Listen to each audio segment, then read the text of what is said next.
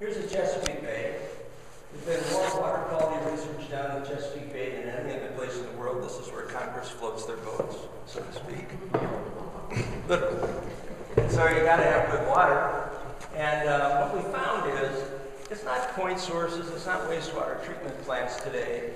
It's people's lawns that are contributing 53% of the pollution to the Chesapeake Bay, which is an amazing fact. So we met the enemy, and he is us. My goodness, who would have known? Here's the lawn conundrum.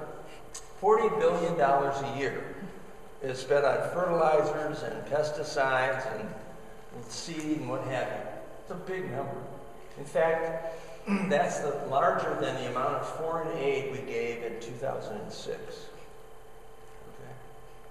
That's kind of puts it in perspective. About 150 hours a year, 10 times more herbicides per acre on lawns than we put on our agricultural fields. 10 times. Kills lots of birds and bees. This is a pretty conservative number. It's about 5 years old. The whole collapse of the honeybee population, they think, is still due to pesticides. Pesticides is what Rachel Carson was focused on when she wrote her first book, Silent Spring, which created the entire environmental movement. That was about 1962. So here we are, and it's still not fixed. Kind of nuts. Water use, we spend about 30% of the water we use on the East Coast on watering our lawn, our driveways, and whatever else. So about 10 years ago, I was on this State Environmental Commission. I was one of the commissioners for a year. And Gallup came in and told us that politically, the environment is always in the top 6 items, and still has been for the last 30 or 40 years. It's never number 1 or 2. It's usually 3, 4, 5, or 6. It goes back and forth depending on the circumstances. But if you ask people a second question, you say, what is it about the environment that's so important to you? Most of them don't really know. They'll say something like, recycling. And then if you ask them a third question and ask them, what are you doing to make sure that the environment's getting better? They go, I don't know. I'm trying, but I really don't know what to do. So that's kind of why we wrote the book and put it together, because this goes through a step-by-step process of helping people understand not just how to make things beautiful, but also how to make them work so that there's better natural systems, better birds, habitat, animal habitat, and you're just doing better natural stewardship. And it's really all part of the Birdtown effort that you're all involved in now. So let me start by explaining, giving you a little bit of context. A friend of mine named Gwen asked me to come over to her house and look at her garden. She was so excited because she just spent lots of money trying to make it beautiful, and I looked around and I said, Gwen, this is gorgeous, it's beautiful. I said, but as I look around, there's no native plant. It's kind of like a world tour of plants. And I said, the only thing that's native in your yard is that old oak tree. That's probably 200 years old. That'll probably be gone in the next 4 or 5 years.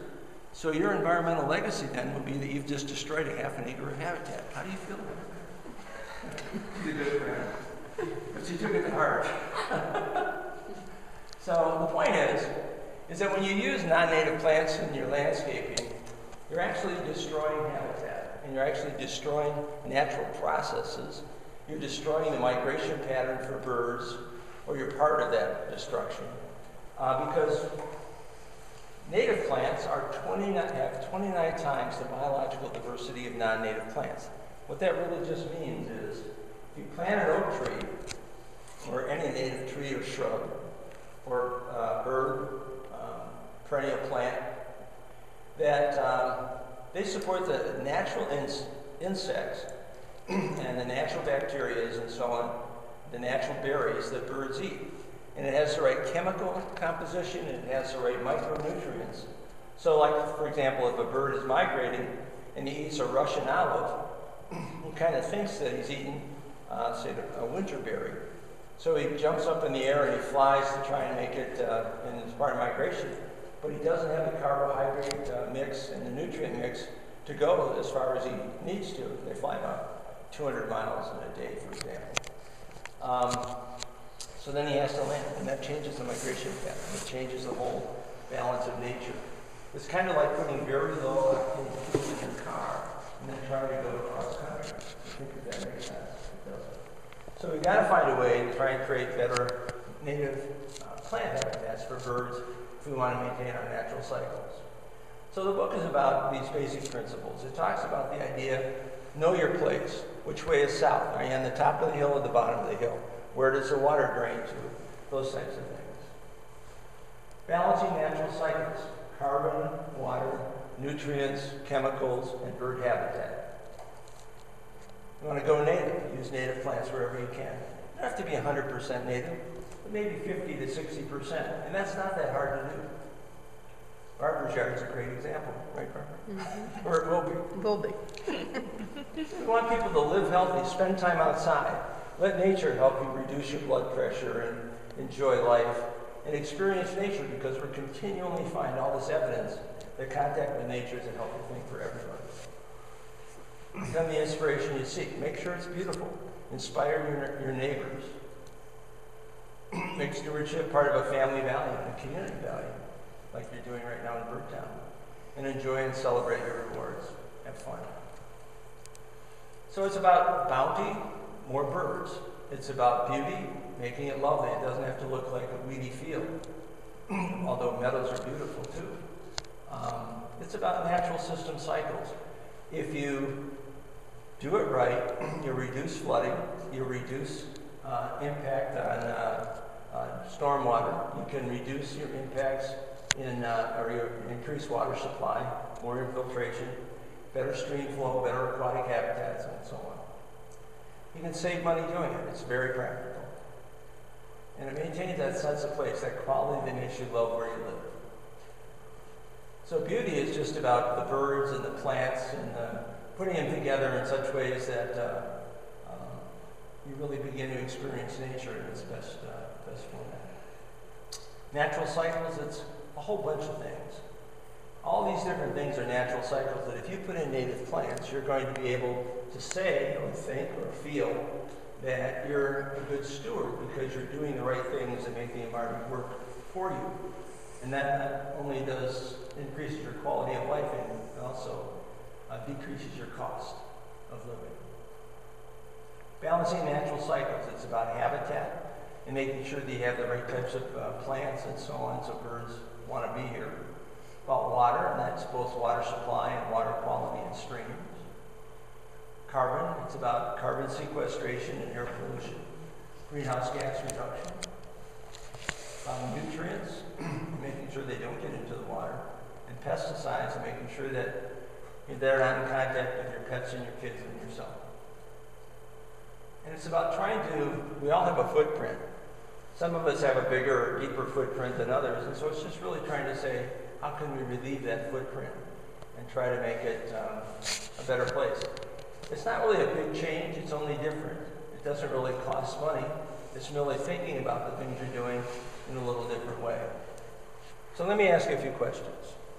How much water do you take? Every year, how much water falls on the tank? Take a guess. 30 inches. It's about 44. Okay. So what happens to that water? Now, when you think about how much you see that sort of wainscoting, whatever they call that, on the room, think of that up 44 inches, which is probably another 12 inches above that or so on. This whole room fills that high every year with water, if it contained it. So where does that water go?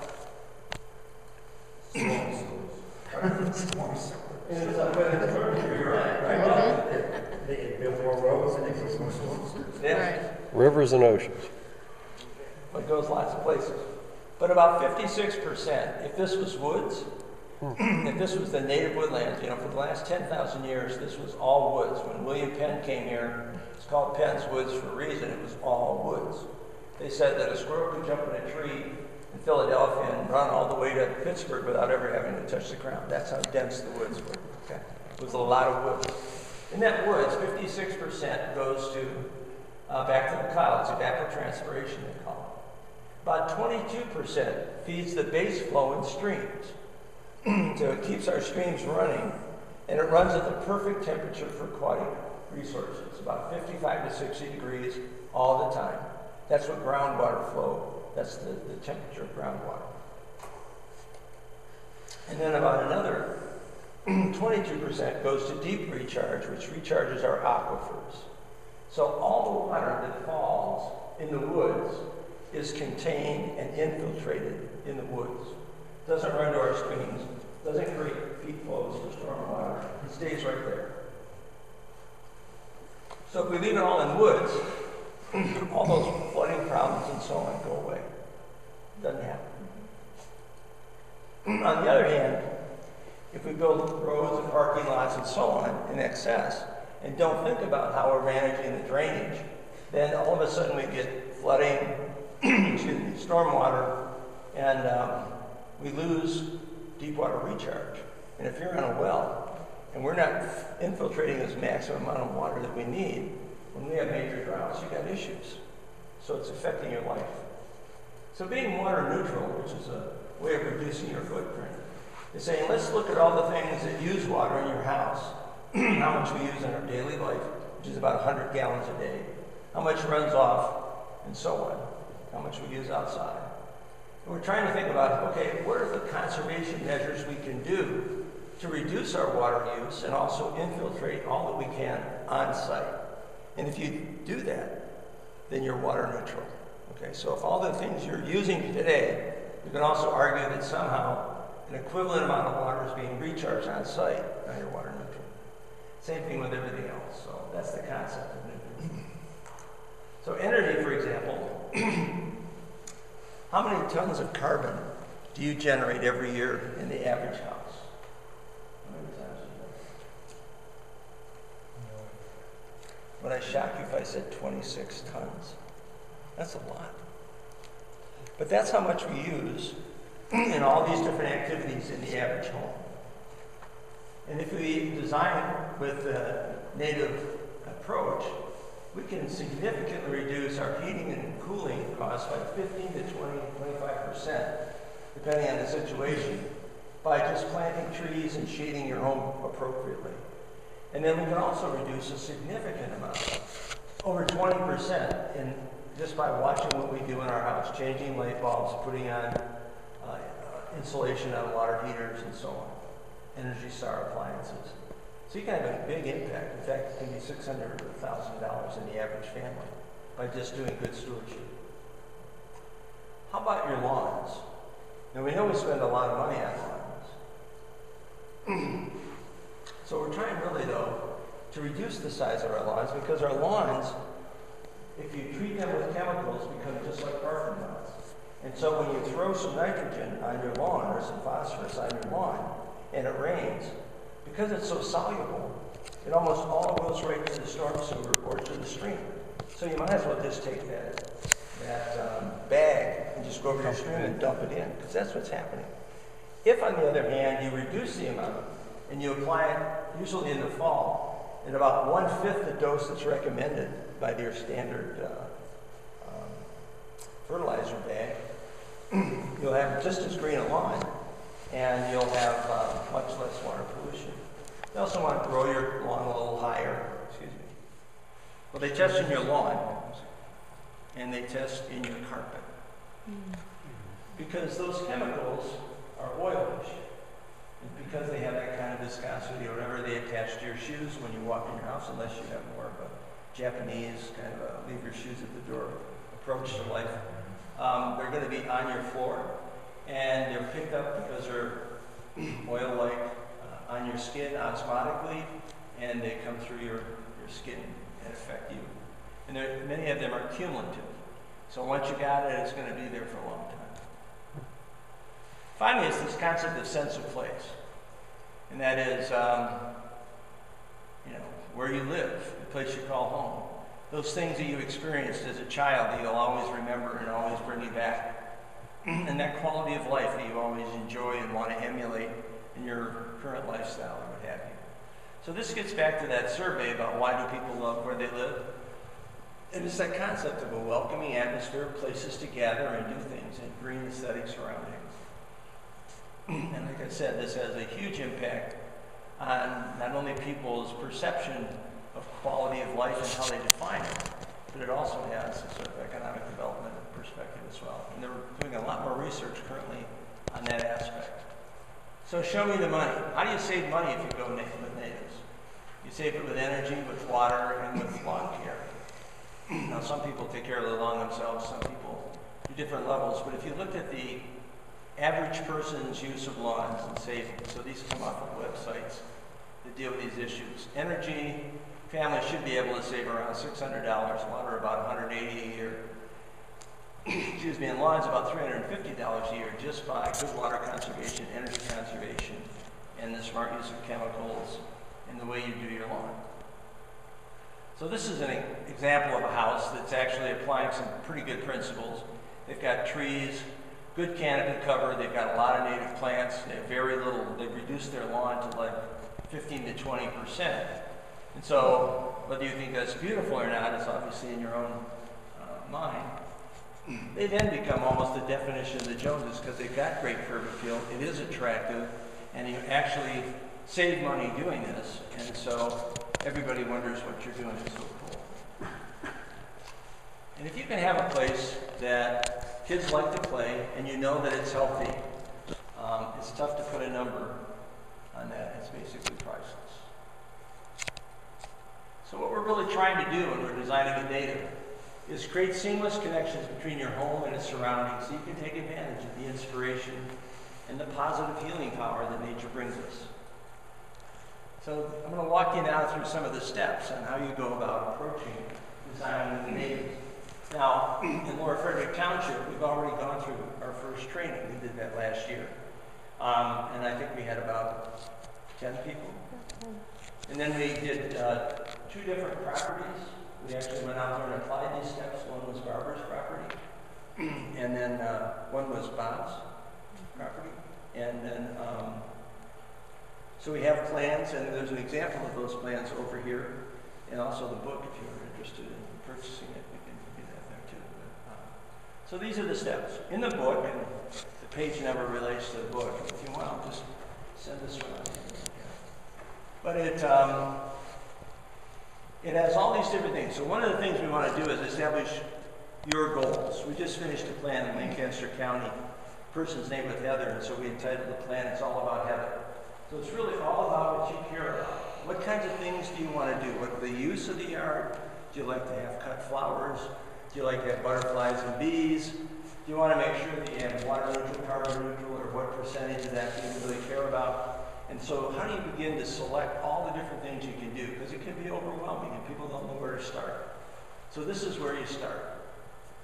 So it's sort of that self-assessment, and if you care about diversity or water quality or water savings, you sort of look down that left-hand column, and then as you look across, there's sort of topics, and underneath those are appendices that you can find in the book that give you all the details so that you begin to say, oh, that's how I can do it.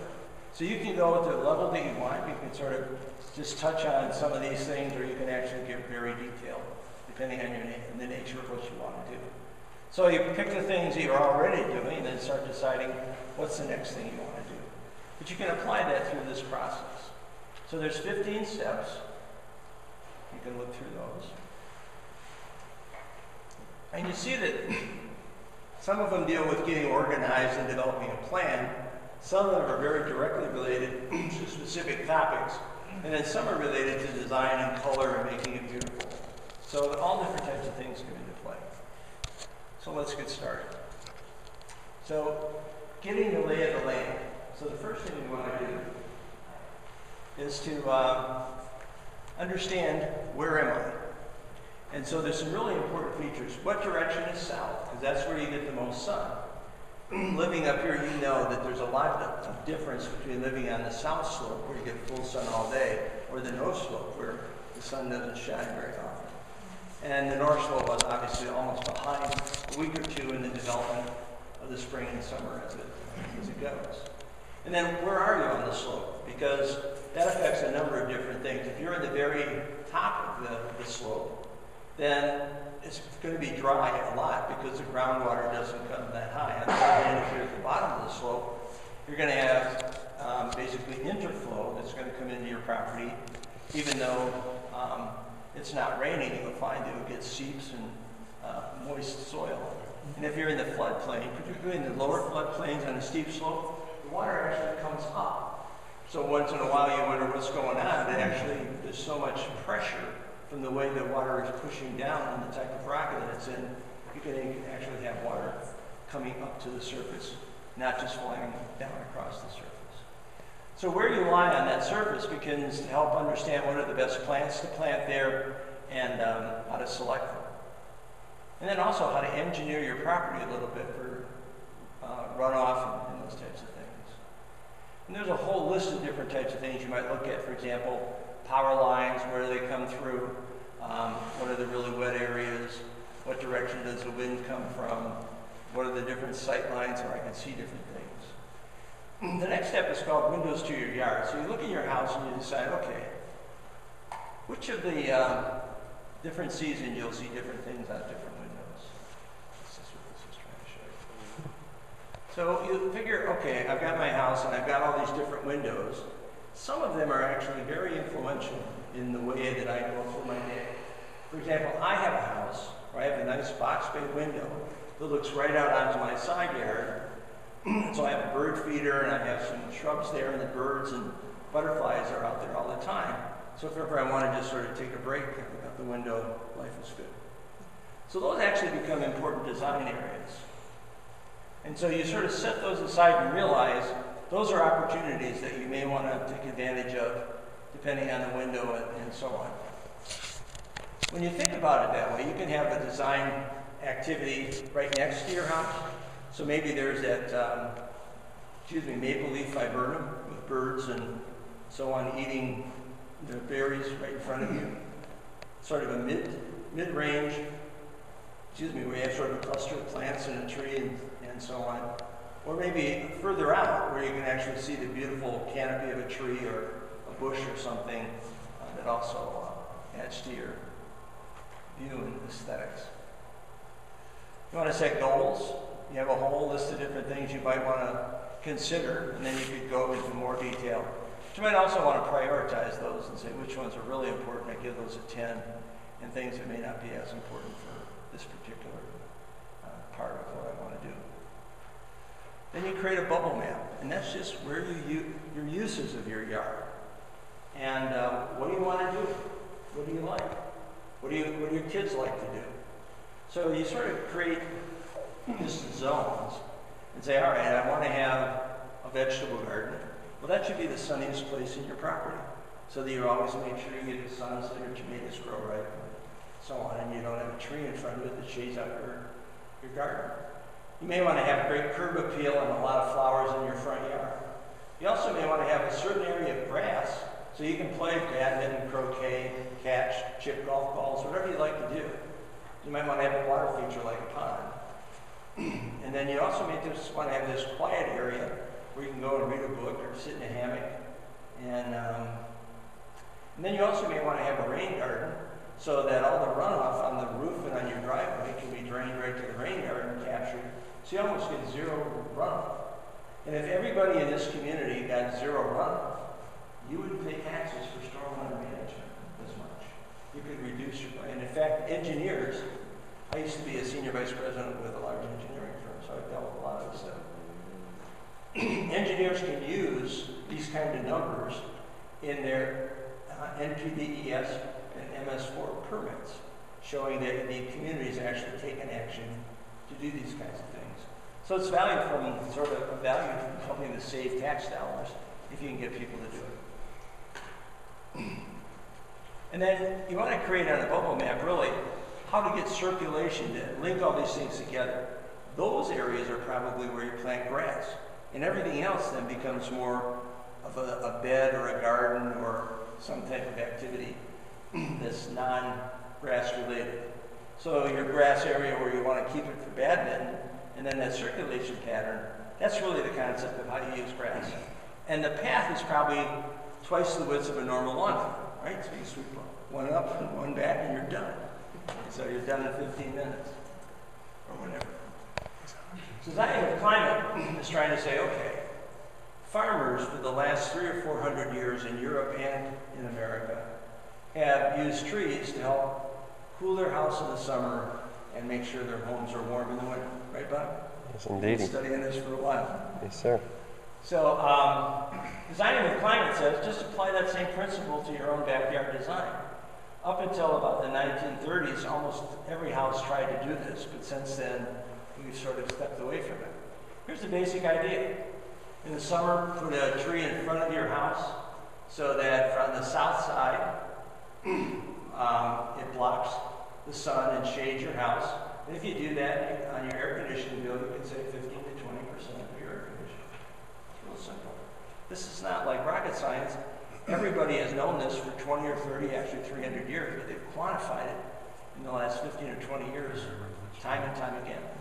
And then the winter, then, by making sure it's a deciduous tree, the sun changes its angle and it is able to come right into your house and helps warm your house, so it helps reduce your heating costs in the winter.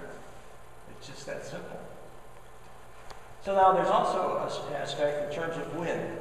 Now, normally, the wind always comes from the west because that's the way the world turns. But here, because of the effect of the ocean, our most severe storms come from the northeast. So you want to put wind breaks in the northwest and the northeast corners of your property, or directions from your property to your house, just to create wind breaks. And if you do that, you'll also save another 15% on your winter heating bills. And so that's another concept. So then the next step is thinking about habitat. So what we want to try to do here, as we said, is reduce the size of our lawn and really increase canopy cover. We would like to have as many trees and shrubs growing on our property as we find suitable for our lifestyle. And then fill the rest of it in with beds of perennials, grasses, or what have you. But we're really focusing in habitat on trees and shrubs. And we all think, for the last 10,000 years, these trees and shrubs have grown in communities. And if you put them together in the right way, they'll actually help each other grow. The chemicals, the nutrients, and so on have this sort of synergistic effect on each other. Some plants do compete with other plants. But what you're trying to do is put plants that live well together, and then we divide them into community types, and that is sun and how much sun it gets, and then how wet the soils are. So it can be sunny and wet, and shady and wet. It can be sunny and dry. Sunny and dry, and sunny and wet. But different community types, whether you have canopy and shade, or whether it's sunny and you don't have shade, and it's wet soil or dry soil. The other fact is that birds and all animals live in all different layers. So you'll see that in here there's examples of birds that live in all different layers. So what you're trying to create in your yard are all these different layers. And that allows a greater diversity within your own yard. And then by doing that, you don't have to have all these in the same place at the same time, but you're trying to create as much of this as you can. So again, I mentioned shady and dry communities have certain plants that you'll always find there. They thrive well together. So plant them together as best you can.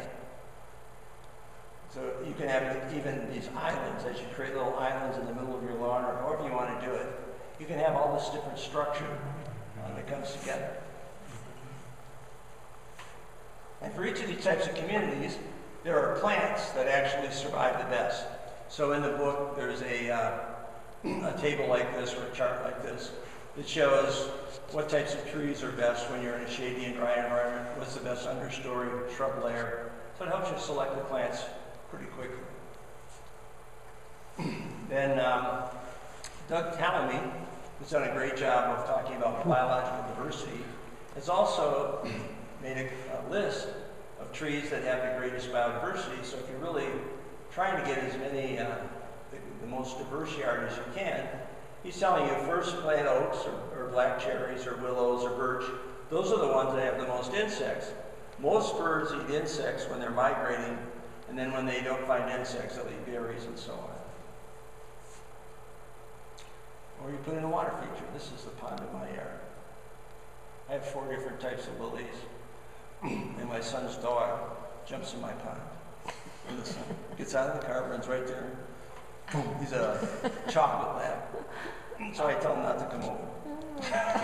With the dog. With the dog. So then we have a play and porch zone. So off your back deck or whatever you have in the back of your house patio, there's usually an area where you want to play. So you'll designate that area, and that's what you're going to use to make sure there's grass.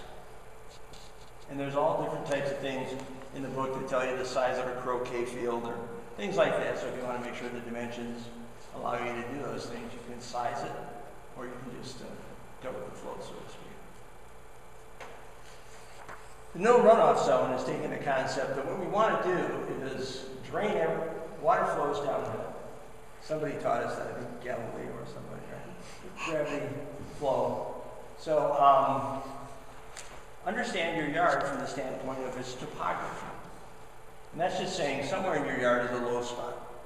And know where those low spots are, because they become then part of the design of your yard.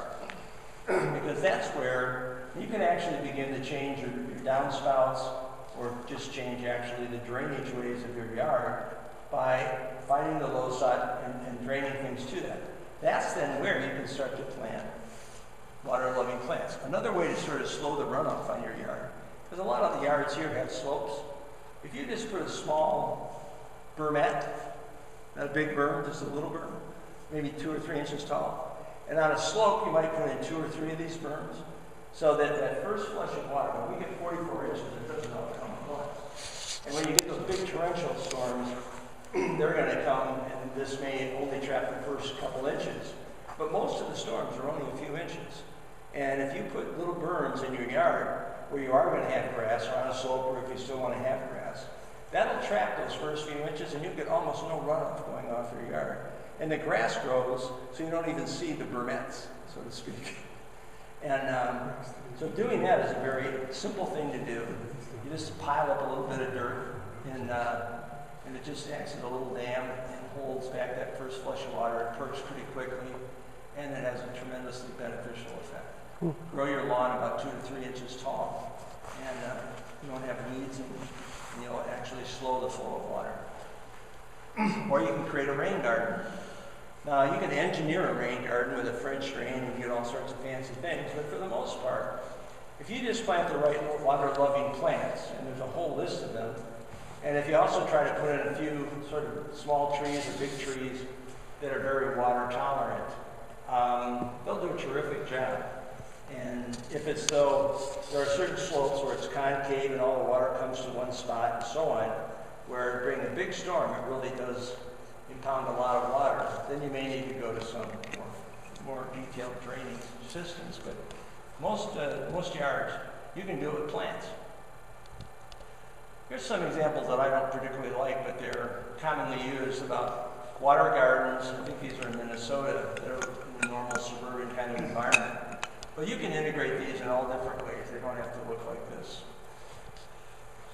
Grow your own. That's just about finding the right location in your yard for a vegetable garden. One of my neighbors has it in his front yard. So we have this nice wooded neighborhood called Custis Woods.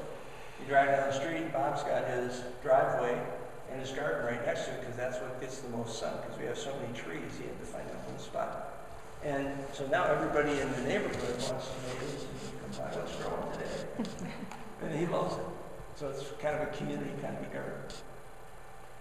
So just, there's all different techniques. Sometimes older people like to have raised gardens, so they don't have to bend over so much.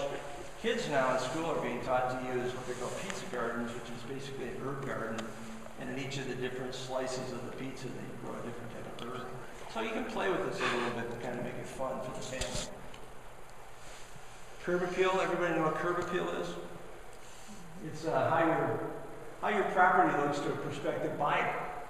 But the point is, every day, you look at your front of your house at least twice, right? Coming and going. And so it really is all about you. Curb appeal is about how you feel about where you live.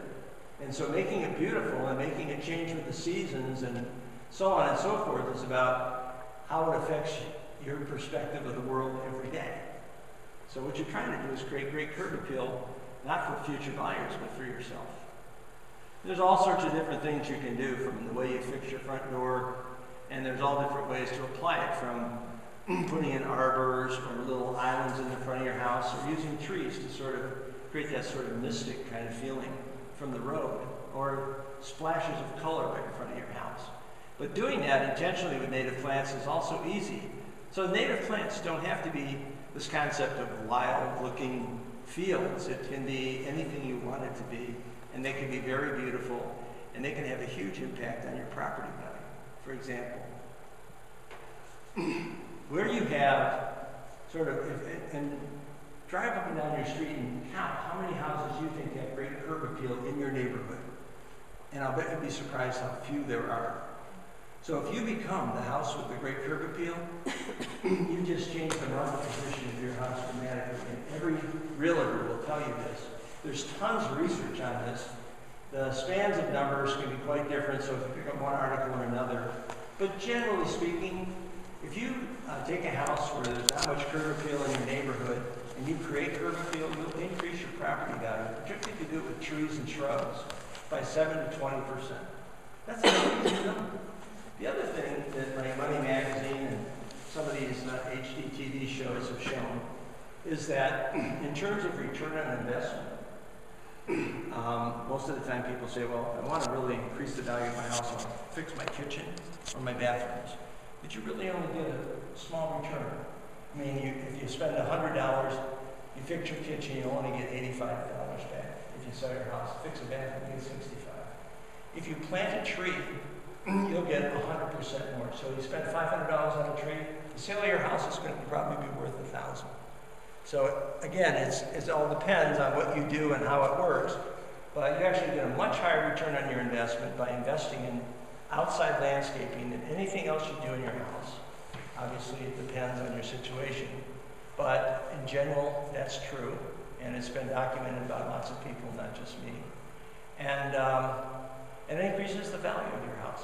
Also, in a tough economy, it's been shown that good curb appeal increases the speed of sale. And everybody wants to get rid of it. If you decide you're going to sell your house, you want to get rid of it quickly. Having it beautiful, having good curb appeal also helps you in that. And if you want to rent your house after you move, it also increases the speed of rental. So, okay. So if you planted, they will come. Birds, butterflies, bees, and bats. It's pretty simple to plant a plant and watch, and it happens the first year. So about 4 or 5 years ago, I wasn't really focused on this, and when I started thinking about it, I started putting a lot of native plants in. And my yard now has tons of birds and tons of butterflies all summer long, to the point that when people come over and visit, they go, what's going on here? It's that cool. It's a lot of fun. Quiet spaces. This is really important for us today, because we all are just living too frenetic a lifestyle. Too high pressure, too many things, too many places. So finding a place, or creating a place in your yard where every day, when you come home, whether you like to have a cocktail or you just want to sit down and relax or whatever it is, you want to take a little time and read a book, create the environment so that it really does benefit you in so many different ways. And every yard can have a place. Usually when you do this, it has a tree canopy. It usually has a shrub layer that's pretty large, and usually it has what they call coarse textured leaves, so it'd be like a rhododendron or a mountain laurel or trees that have those big spatula leaves. And then they plant the plants in front of them. And they usually have a sort of terraced step-down effect. And by doing it, and then you use purples usually and blues, and those things all affect your mood, and it affects the way you relax. Maybe in the morning you just have your coffee, and then in the afternoon you come home and just sit here for a minute on a chair or something.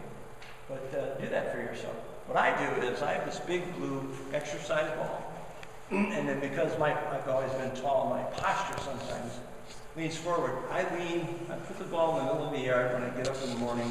I lay on my back and put my arms out so it stretches my thorax. And I just look up at the sky. And everybody in my neighborhood thinks I'm really strange. But it's a good conversation piece. So find the thing you enjoy and it's healthy and happy, and try to implement it in your own yard. How many people here are great designers? Raise your hand. You are. An engineer, civil engineer. I'm not an engineer, But an environmental an environmental engineer. I used to work for CH. Oh, okay, Okay. It's hard to science and economics, but okay. So I know the pine lands in New Jersey very well. yeah, I coordinated those guys. Yeah. Long time. But so let me just make a few points. If you do these first 12 steps, you'll have a huge, and help your neighbor, you'll have a big impact on that neighbor, and it's not like you have to be a fancy landscape architect, designer, or anything. Just practical ideas, show them how to do it. Again, the book shows you what plants to pick. It's real simple. I mean, everybody can do this. It's just following the systematic approach. So you'll have a huge impact. But then, if you really want to help your yard and others pop, you can use these kind of principles. So symmetry, think of Monticello. The left looks like the right. It's balance, it's a mirror image. Unity is the idea that there's the same plant and you'll see it in a lot of different places. So you're sort of a theme plant, that one thing that sort of ties everything together.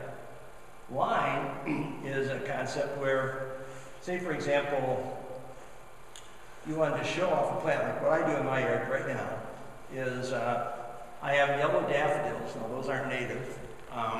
Go down the edge of my bed, and then I've got this redbud tree that is native. It's about to go purple.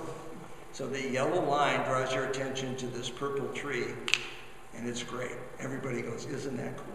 And it is. So line just sort of takes you can put one line down your driveway edge or something like that. It just highlights some feature in your yard or draws attention to it. Natural transition just means never just plant one thing. It's usually going to be something taller and then something a little bit shorter and then something a little bit shorter. If you just use 3 levels, it'll always look good. It always looks like it's well thought out, and it's no big deal. Just pick plants at different heights that work well together in the same environment so that it's, you know, shady and wet or whatever is appropriate.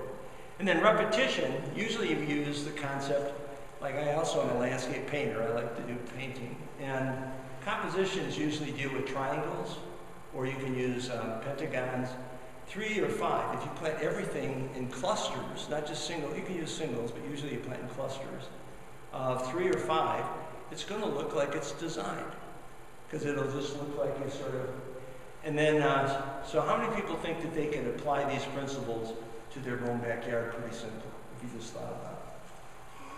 Almost everybody. You're designers. You may not be the best landscape architect that ever lived, but I guarantee you it won't look like a hodgepodge. It's going to look good, and it's going to look like you put some thought into it, and it's something I'm sure you'll be very proud of, and it's just not that hard to do. If you want to create a meadow and sort of have a riot of color, and you know that could be your sort of approach to it. Like I know in the park, you're interested in putting in a meadow. Sometimes they look unkept. Neighbors say, you know, you got noxious weeds and all that kind of thing. So there's some approaches to that that can help it look better groomed. By just putting in a little mowed strip, you can put it in a sort of a split rail fence, maybe a little bit of a bed in front of it, or a little stone edge. All those things, you can still have this wonderful meadow or riot of color or whatever you want, just let it go wild. But a small feature like one of these can make it look like it's intentional and that it's all part of the design. Beauty's in the eye of the beholder. Everybody has different ways of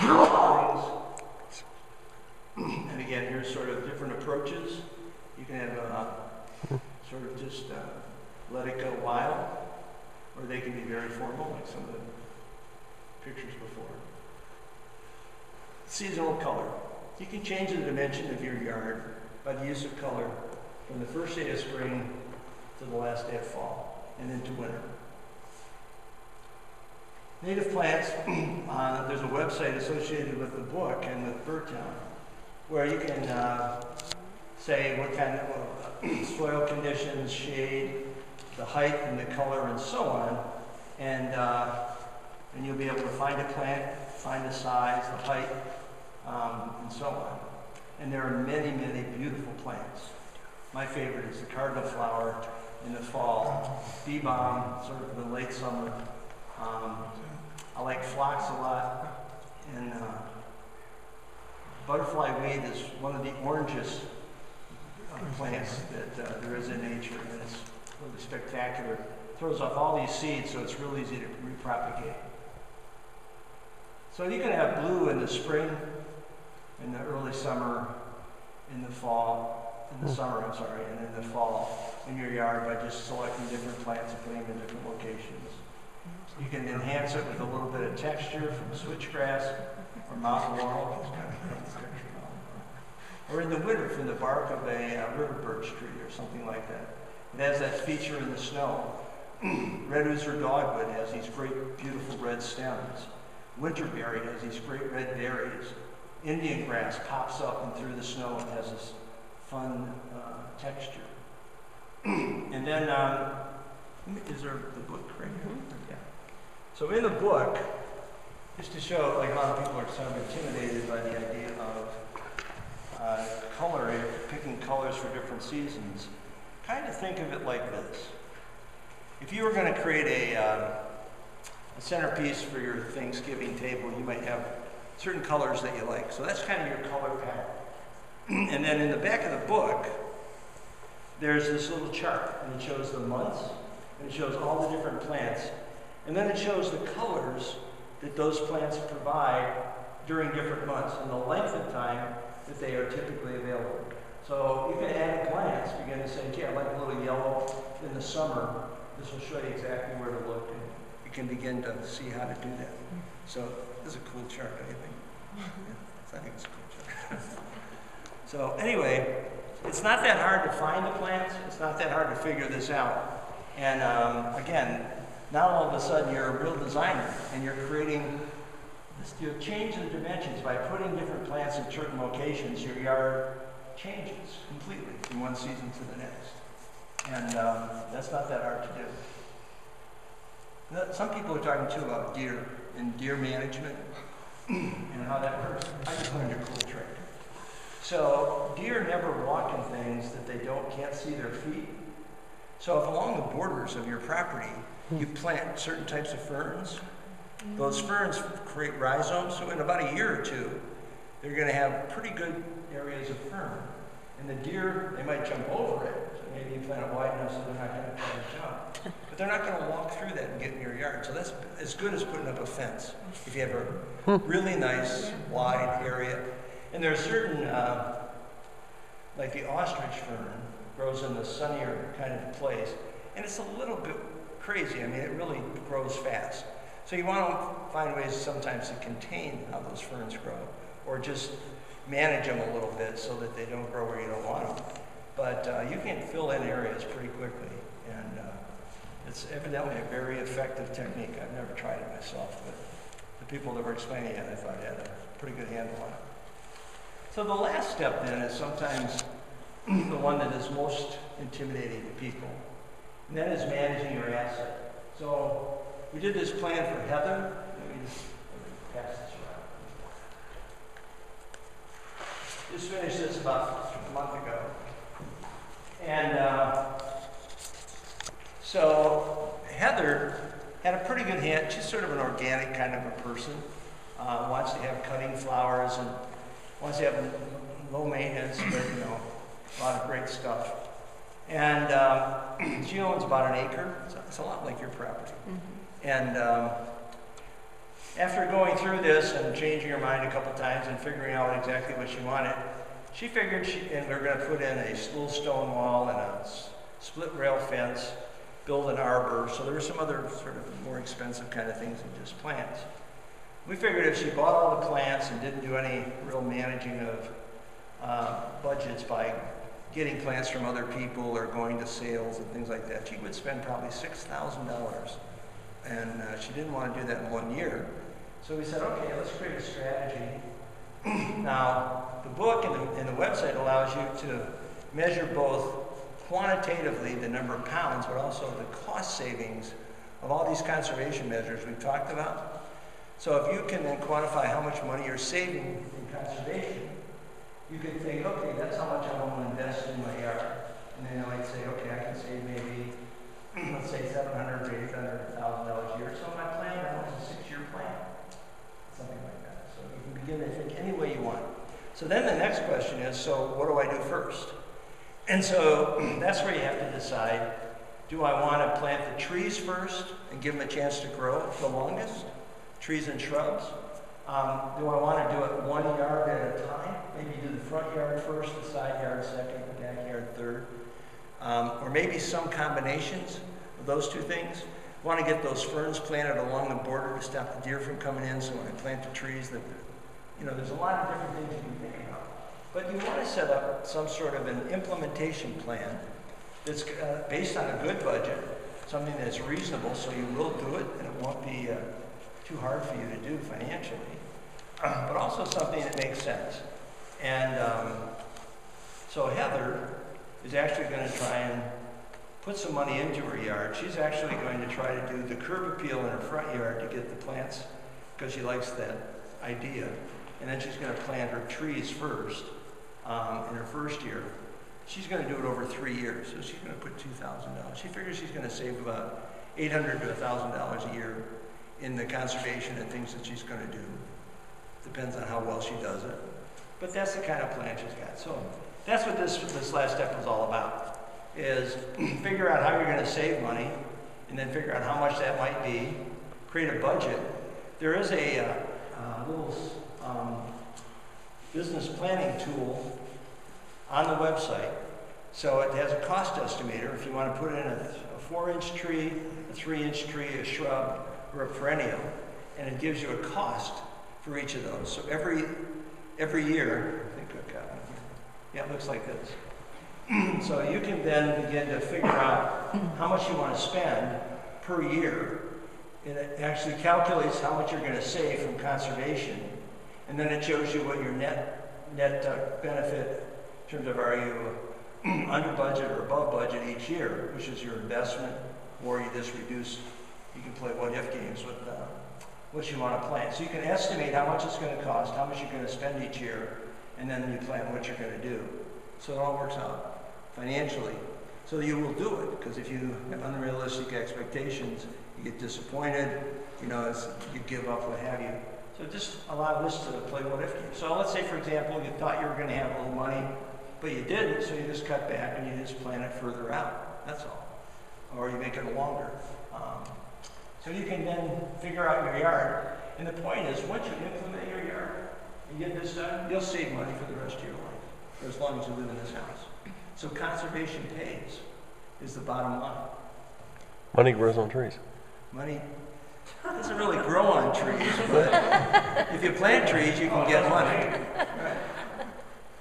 And then just enjoy it, have fun. So once you get this started, your children, it'd be unusual if they didn't at least start to notice the yard and start to enjoy it and see their interest grow. And they start watching for birds and getting involved in Bird Town and all the little programs they can do in schools and backyard bird counts and all that type of thing. And then before you know it, your legacy is that you just created a new generation of stewards. How good is that? Did you think you were put in for anything less? Okay, that's it. Any other questions?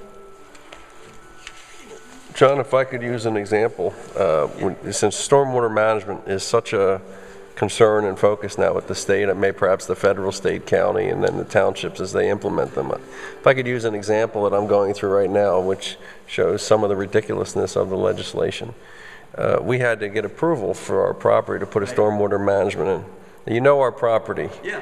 We have a tremendous amount of woods. The suggestion is to tear up some of that and put an absorption basin, catch basin down there.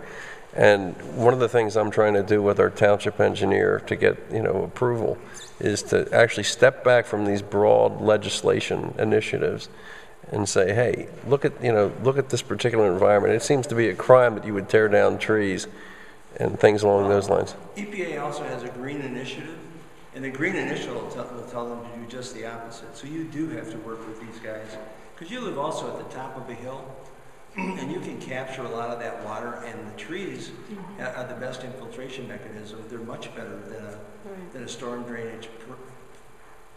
Would you agree? You're a civil engineer. Yeah, no, I live in the townhouses across the street and I'm on the board.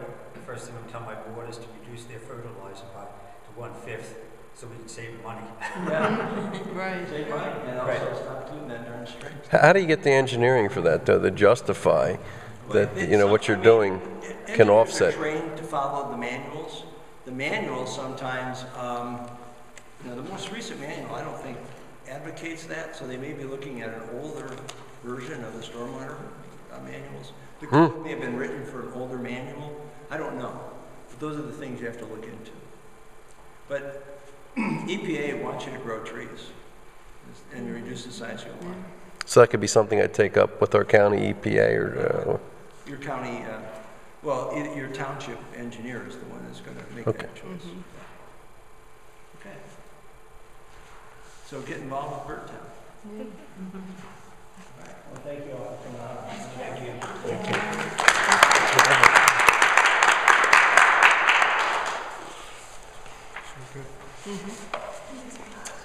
And if you are interested, you can buy a book here, or if you want to think about it, there's a bookmark and there's a website where you can buy it. It's $35 for the book. Thank you very much. All right, well, here are bookmarks if you want to.